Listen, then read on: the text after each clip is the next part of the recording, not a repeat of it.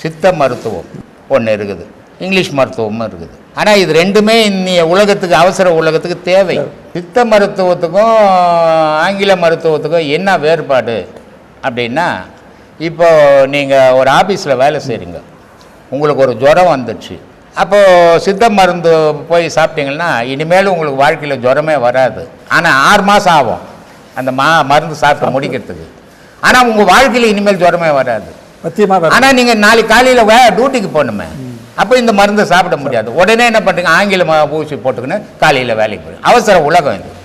அதனால் இன்னைய உலகத்துக்கு 2 அவசியம். இன்றைக்கி பெருவாரி ஆங்கில மருத்துவத்துக்கு போகிறத விட சித்த மருத்துவத்துக்கு அதிகமாக தினம் திரும்பி போச்சு. காரணம் ஏன்னா, ஆங்கில மருத்துவம்ன்றது ஒரு நோயை குணமடைய வைக்கும், ஆனால் இன்னொரு நோயை தோர்த்து வைக்கும்.